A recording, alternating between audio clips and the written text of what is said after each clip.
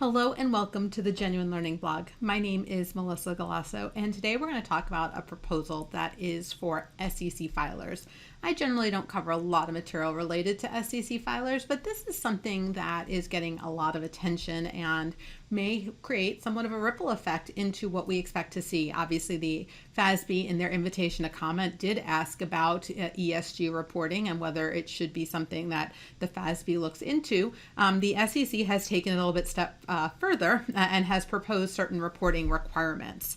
So the enhancement and standardization of climate-related disclosures for investors was proposed by the SEC. It was put on the website on Monday morning, and so this is starting the length of the comment period. And basically, it would require both foreign and domestic registrants to provide certain climate-related information in either its registration statements or in its periodic reporting like the 10K. And so this really is being driven by investors who have expressed a need to provide more comparable information about ESG. There is a lot of ESG reporting, but it's not consistent.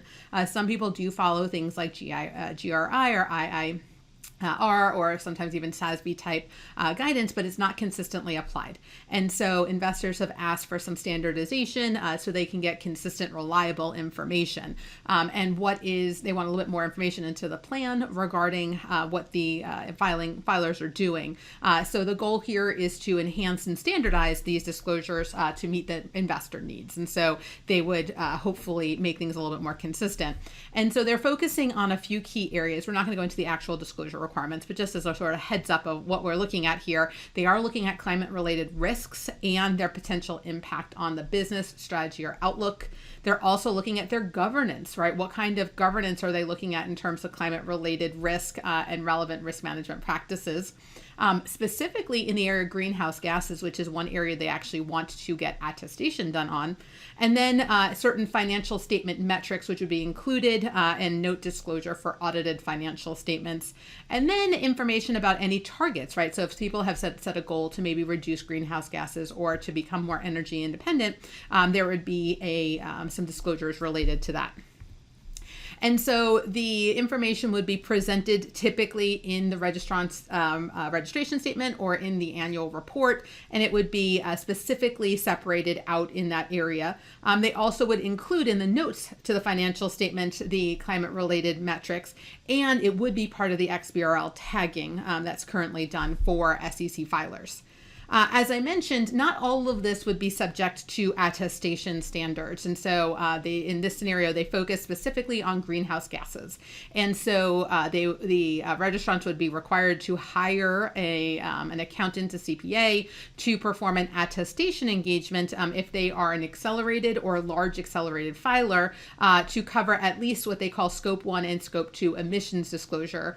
Scope 1 are the direct GHG or greenhouse gas emissions, and then Scope 2 would be indirect emissions from either purchases of electricity, et cetera.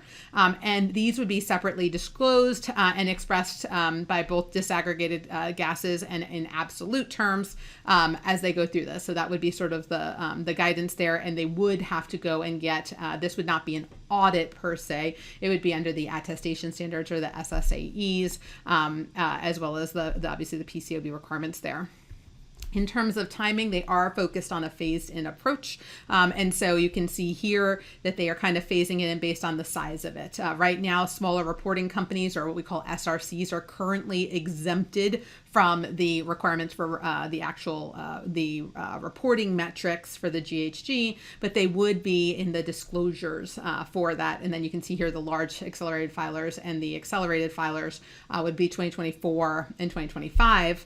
And then the assurance requirement would be very similar here. You can see that they would be in the following year. So you have the limited assurance, which would be a review, and then a reasonable assurance, which should be an examination type of engagement. So in the beginning, it would not have the same length of time here.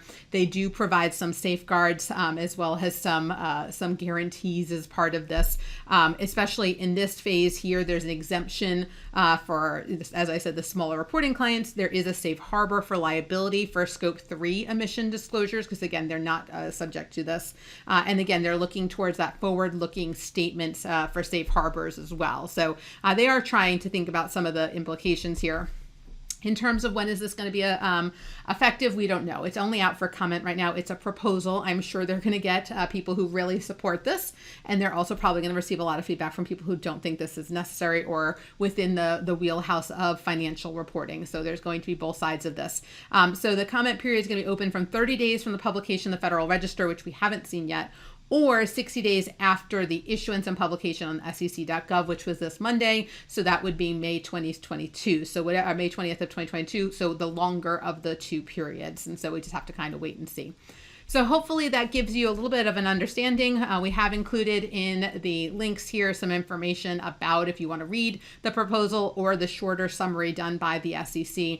Both will be available for you. And if you're so moved, you can provide feedback on whether this is appropriate and whether these timetables make sense for public companies. And then again, we'll wait and see to see what happens for private companies and not-for-profit entities. All right, so that's a wrap for this week. Thank you for joining me, and I hope to see you on a future week of blog. Have a great day, guys. Bye-bye.